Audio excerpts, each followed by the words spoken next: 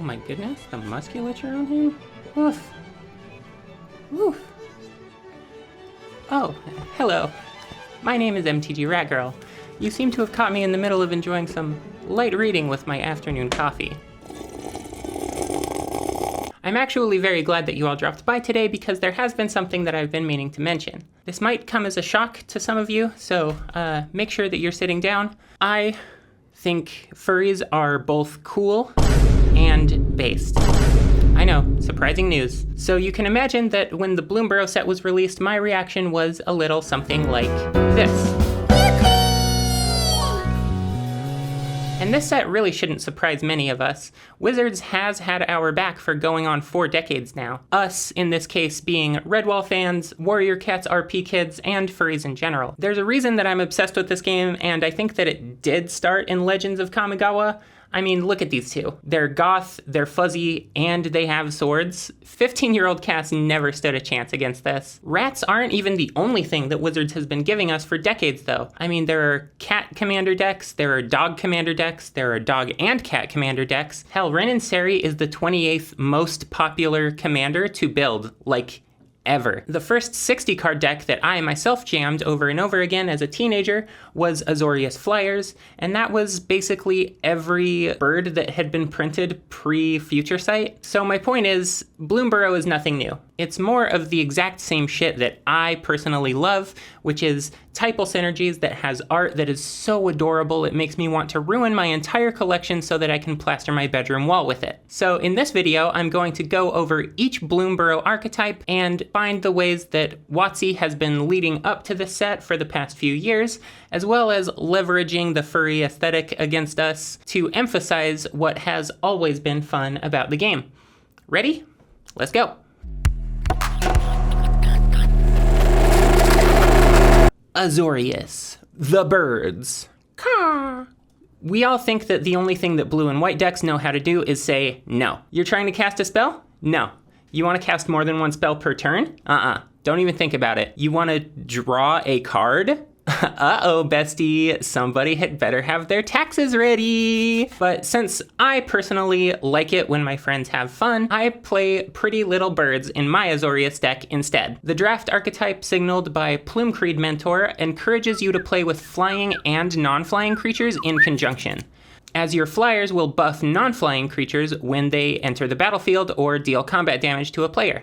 This would play really well into an existing Falco Spara deck, who could make sure that you're hitting with your flyers more consistently, or in a classic Azorius Blink deck, allowing you to pump up your board while you activate good ETB effects, such as Airy Auxiliary, Aven Interrupter, and Augury Owl. The first bird rare that was spoiled, Castrel the Windcrested, would do very nicely for abusing enter the battlefield effects like this, since he allows you to cheat your birds back into play with the first mode of his ability. Another bird who really helps with this strat is Meneldor. I always said that name wrong. I was thinking it was Melindor for the longest time, and I just sounded like an idiot in front of my friends who were all like, clearly somebody hasn't read the Cimmerillion. Another bird who helps with this strat is Meneldor, Swift Savior, and Eagle of Deliverance from Lord of the Rings. Another way that Plume-Creed Mentor could be busted is by using it with Benthic Biomaster, Constable of the Realm, or Dusk Legion Duelist. There aren't too many effects like this that give you an additional upside for putting a +1 counter on your creatures, but these don't have flying, so this is probably one of the best use cases I can think of for them. Some existing commanders that are going to like the birds from this set are Ishai Esior, classic, easy Voltron shit that has evasive bodies. It's also known as Falcon Punch! There are some existing things that reward flyers like Winged Words and Favorable Winds that are just staples in this deck no matter what. You don't especially need a lot of birds in the 99 for this build, but it is very cute. Another commander that would really like the Bloomburrow birds is Gwaihir, the Windlord. This Lord of the Rings card is going to reward you for collecting a bunch of new birdies, and it'll be cheaper to cast if you've drawn 2 or more cards before you cast it as your commander. That also can reduce commander tax. I think it can only ever make it cast 2 less, so it's not like it's giving you a repeated rolling discount in the way that like some busted Dargo decks do. You will want to include things that help you draw cards when they hit your opponents, such as Thieving Magpie, Aerial Extortionist, and Crook Claw Elder if you're very old school. Selesnya. Rabbits. I love these little bitches so much. Remember how I said I was a dirty furry? Check this out. Oh my god. Cinnamon. He's so beautiful. He's so graceful. He's so delicious. That's why they call him Cinnamon, because he's a little baked treat that you can put in your mouth. Wizards has treated rabbits very well in the past few years. My only complaint from the recent sets is that there aren't enough of them. Kadira, Caller of the Small, is the first one in recent memory from the Battle of Baldur's Gate set. I think it was a commander set, something like that. She makes rabbit tokens when she hits people and has trample, so it's easy for her to punch in the first place. You know who else likes a lot of rabbits and a lot of tokens? Phineas. He is the Signpost Uncommon from the new set. These two are just a quick snowball, and the other rabbit support from Wilds of Eldraine will solidify your game plan. And Pollen Shield Hair is an anthem for all of these rabbit tokens that also gives you a good combat trick if you happen to be already on top of your game. It gets better the more creatures you have, and Kadira is great at making lots and lots of creatures. Here they come, clickety-clack down the track. It's lots and lots of bunny rabbits. By the way, here's a little pro tip. You can pick up some really cool custom rabbit tokens over at this Etsy link down here. How cool is that? Oh my god, they're so pretty. There's a scene version, and there's a version that's inspired by my home state, the deserts of Utah, where you find lots of pretty jackrabbits. Go check them out if you want to. The precon with a rabbit at the helm, Mrs. Bumbleflower, is also a great group hug commander. We kind of have some existing rabbits that play into the group hug strategy already, like Quain, Itinerant Meddler, and Preston the Vanisher could also do well in this deck since you are in blue. Blue-white decks can flicker and activate Preston like crazy. Running the Shrieking Drake combos, like maybe an Intruder Alarm or a Cloudstone Curio and a Mana Dork, will allow you to activate Preston or Miss Bumbleflower infinitely and exile your opponent's boards with Preston, or win the game by drawing out your opponents with Mrs. Bumbleflower so that you can just pass the turn and win. You were too nice to everyone, and now they have to give you the game. That's how it works. Gruul, Raccoons. This creature type sort of has the most support and the least support of all of the Bloomburrow types. On the one hand, there are barely any raccoons available in Magic the Gathering, and on the other hand, they don't really care about that much. Lol, lamau. The Gruul cards in this set have the expend mechanic, which just rewards you for ramping and spending a bunch of mana on your turn. It's a thing that green and red decks are historically very good at. It kind of feels like over the past few years, the green-red mechanics have just been really big creatures or really big mana, things that you just generically want to be doing in Standard especially. You ever hear of Endray's Forerunners or like Apex of Power?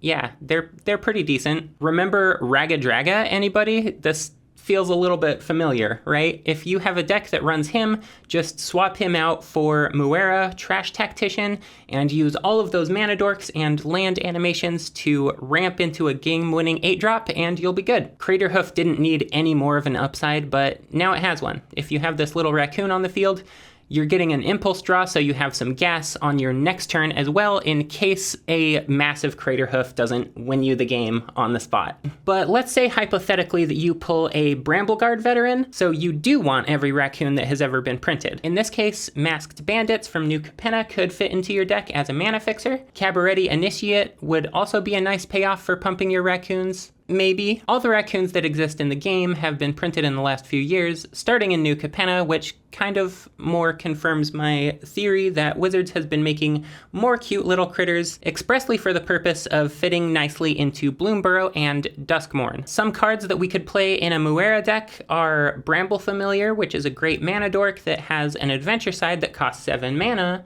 That means you can spend a whole bunch of mana at once. You love to see this guy early on or late in the game, since his creature type is a mana dork that will advance your game plan, and later in the game, you have that 7-drop spell. You can bounce him back to your hand and just cheat something out of your graveyard. This is an example of a little raccoon critter, which would also fit great into an existing Raga Draga deck if you happen to have one of those lying around. Kawadi Scavenger is another little guy who can pull something from your graveyard if you've been pitching some permanent cards to, let's say, the best card draw spells that red has access to. All of those things that say discard and draw 2. I don't know about you, but that sounds like a pretty good plan to me overall.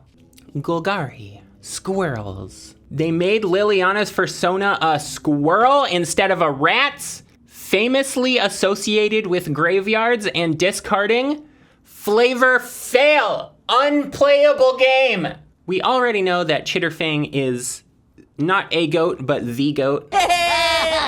When it comes to squirrel decks, there are some really good ways to make squirrel creature tokens going back years and years. Nut Collector and Squirrel Nest were printed way back in Odyssey, and every Modern Horizons set that has been printed has some support for squirrel tokens in green and black. The famous creature combo, Scurry Oak and Ivy Lane Denizen, lets you swarm the board with as many squirrels as you want, and Nested Shambler, Deep Forest Hermit, and Ravenous Squirrel were also printed in Modern Horizons sets. For some more info on how Ravenous Squirrel can be useful to you, go and check out my food tokens video right there.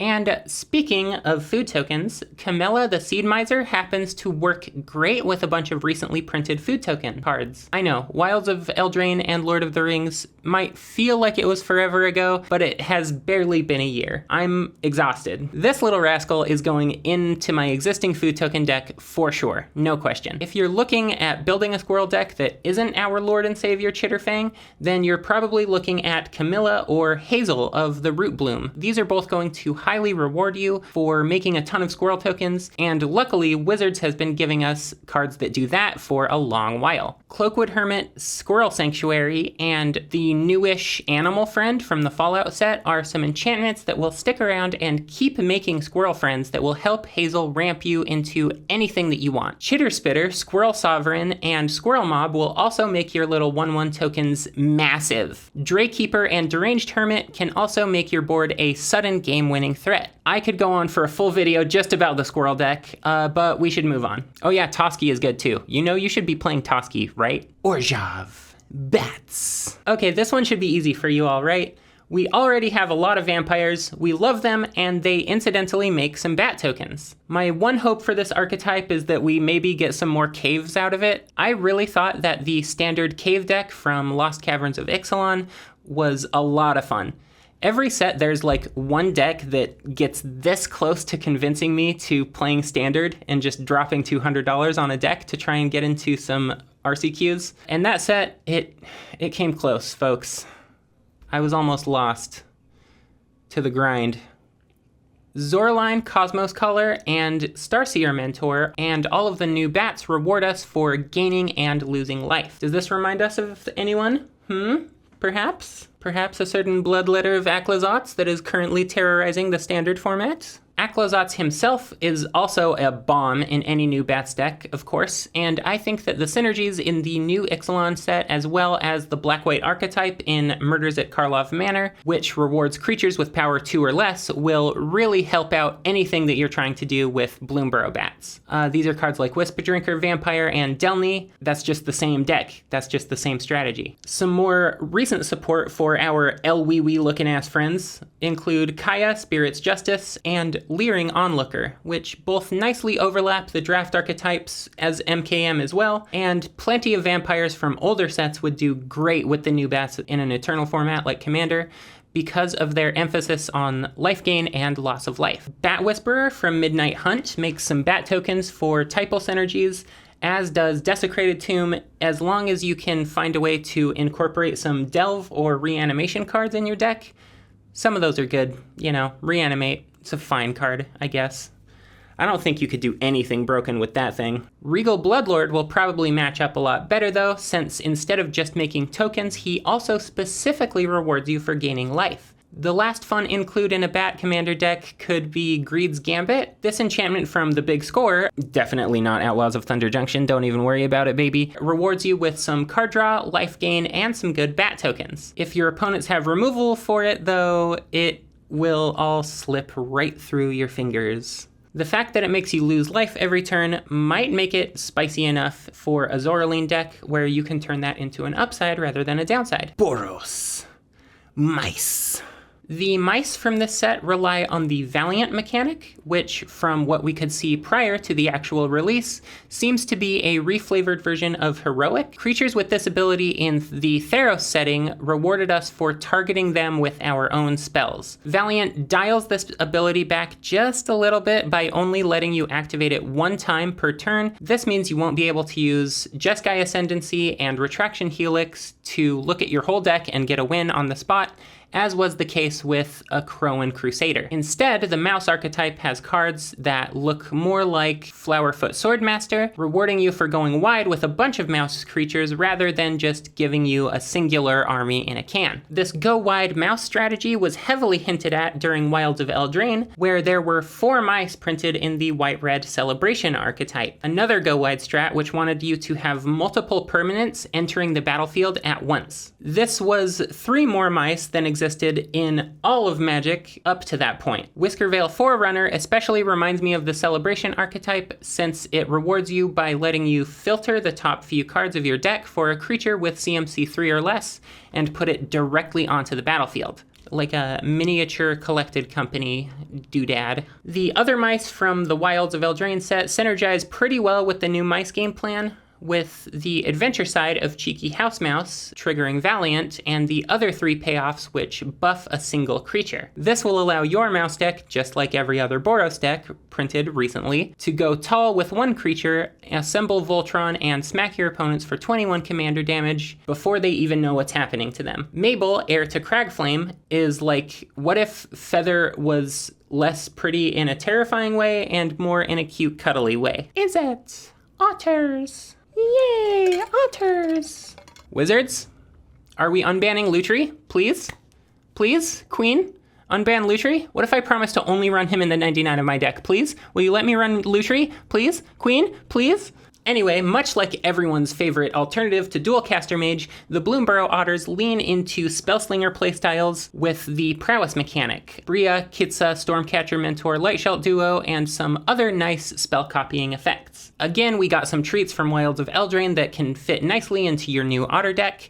Elusive Otter has Prowess and can't be blocked if it gets big enough, and Frolicking Familiar is also evasive and has Faux Prowess, which only triggers on instant and sorcery spells. Both of these also come with an instant spell attached to them to trigger Prowess, and all of your other Spellslinger effects on your commander, hopefully. If you're an Arena player and you watch my channel for some reason, hi, what's up? I love both of you who are here. Accident Prone Apprentice has a similar Prowess ability, but he can trigger while he's in exile, which means that you're incentivized to pop off that adventure spell as soon as possible. The only other otters that we've been graced with by WotC have been Thieving Otter for some extra card draw, and I guess Eon Frolicker? It would be a really funny politics play to give someone an extra turn. I'd really respect you for doing it, but I can't say that I recommend including him. Rakdos Lizards, wow! Lizards are a surprisingly common creature type in the history of Magic, especially since Vashino have been errated to fit into this creature type. I really like the bespoke Magic creature types like Phyrexians and Kor and Kithkin, but I do see the incentive they have to make creature types slot nicely together, especially when it comes to sets like this one. The lizard type isn't red-green, which was a surprise to me. That's what I was expecting.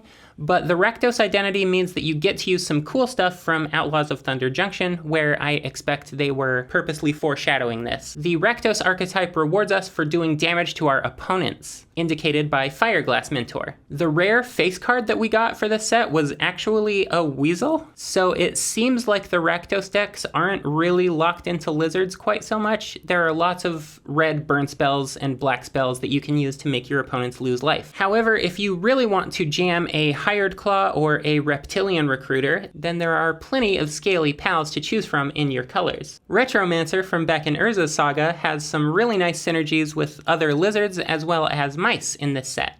Kedis and Immolation Shaman are of course all-timers in red decks, and the Double Strike from Lizard's Blades will allow you to trigger damaging effects twice in a turn rather than just once. Spitfire Lagek, I hope I'm pronouncing that right, will hopefully trigger your damaging effects once every turn. Hissing Iguanar goes in your Rakdos Aristocrats decks, and he pairs nicely with Hissing Charger. Vishino Fangtail can tap to deal a damage to your opponents, much like the new Kindlespark duo, and there are a handful of lizards which burn your opponents as they enter the battlefield. Cornered Crook, Daggercaster, and Vishino Pyromancer being the most notable examples. Outlaws of Thunder Junction and Modern Horizons 3 had some really good lizards that seem like they were foreshadowing the Rakdos lizards in this set as well, with Laughing Jasper Flint being a bomb in Rakdos colors for his set. Magebane Lizard is one that I also feel is really slept on from Outlaws, especially with the rest of your lizards rewarding you for pinging your opponents. I just feel like he could do a lot more work than people are giving him credit for. It's kind of like anti-storm tech if you play more competitively. Party Thrasher also allows you some of that sweet red card advantage, much like our Signpost Uncommon. Simic Frogs. Many frogs in Magic's past have been about futzing with your graveyard, but for this set, we're dipping more into the blue side of things by allowing you to blink your frogs or return them to your hand to abuse their enter the battlefield effects. This is kind of hinting at them jumping in and out of combat.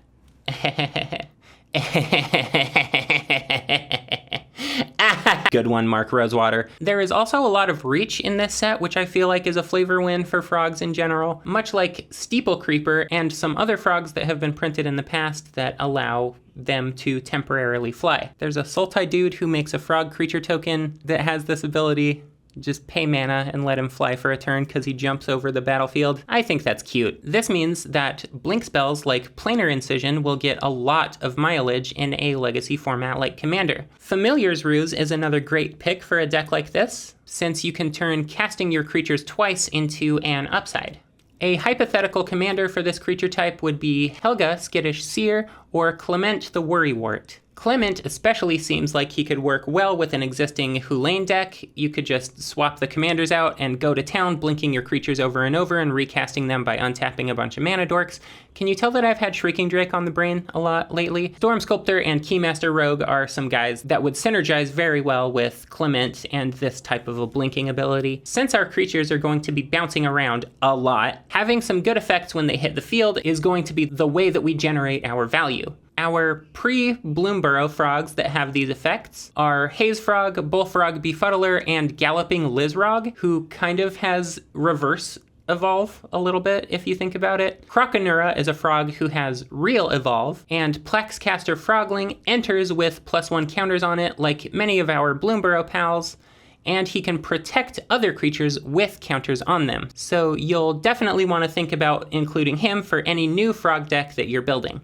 Trollbred Guardian can also put counters on himself, and he rewards you by giving a good little treat by being a good +1/+1 counter green player and letting all of your board trample all over your opponent's board. Holy shit. Talking about all of these Simic +1/+1 counters strategies are getting me really worked up. I really need to make that Azori video soon. Ralnock the Omnivore is very happy to see more frogs enabling his attack trigger, but he is the most frog type synergy that we have so far, unfortunately. And he's from way back in Crimson Vow. Species Gorger is another guy from way back in Dragon's Maze who would fit perfectly into your new Frog Commander deck. He's going to be in one of the precons. I just know it.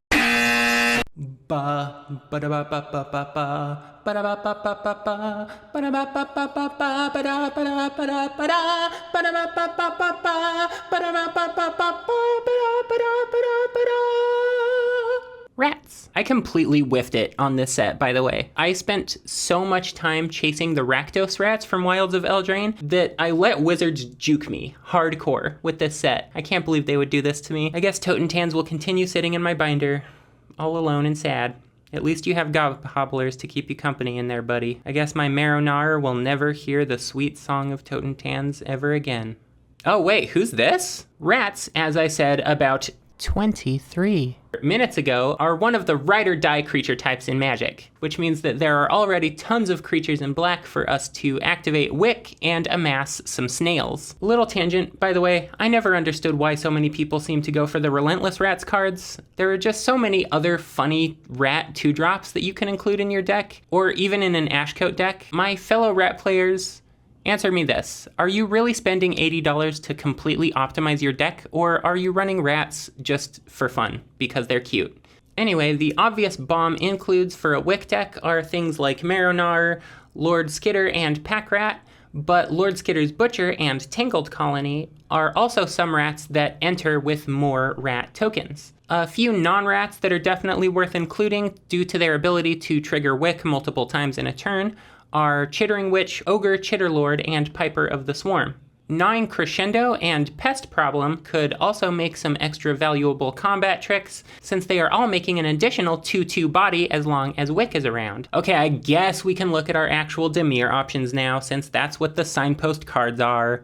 I've been wanting to find a way to put Silver Fur Master into a deck that isn't a ninja's deck for quite a while, and it looks like he finally has another place. So many rats from Neon Dynasty fit into the ninjutsu mechanic, and so many of the new rats are rogues. This feels like a very legitimate build with Vren the Restless. Shoreline Looter's unblockability fits right into this plan, as does Changeling Outcast. You know, he's a rat as well as everything else. Many of the rat ninjas do a great job at activating Vren as well, so you can get some free Relentless rats instead of paying $2 a pop. Throat Slitter and Nezumi Prowler will both allow you to exile an opponent's creature pretty reliably, and Nezumi Blade Blesser will swing profitably into your opponent's board as long as you control an artifact. You know, artifacts, those things that every black Magic the Gathering deck needs in order to have consistent mana and ramp.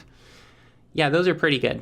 Ossuary Rats and Crypt Rats can also blow up some threats and keep building your relentless army of rats at the same time. Many of the new rats here have the Threshold mechanic and some ways to get cards into your graveyard too. Mind Whisker, Mind Drill Assailant, and Light Shell Duo can all surveil to fill your graveyard, and Persistent Marsh Stalker is like our Blood-Soaked Champion effect for the set. Wick's Patrol also mills you when it enters the battlefield.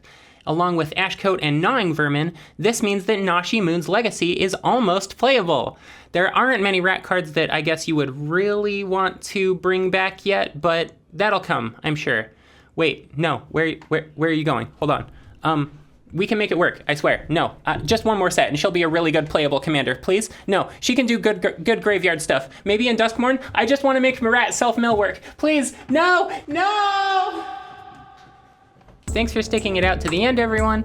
I know that this was like 10 really small videos instead of one really in-depth guide to anything, but that's how ADHD writing goes. Thank you to my very generous patrons who are making it possible to do these videos every month. Tell me the decks that you are the most hyped for in the comments, or on Tumblr at MTGRatGirl. I know that I personally have a Patriarch's Bidding and a Kindred Discovery that have been burning a hole in my binder for way too long, and I'm really excited to build a rat deck, as I'm sure you can imagine. Thanks again for watching, and I hope you have a beautiful evening. Goodbye.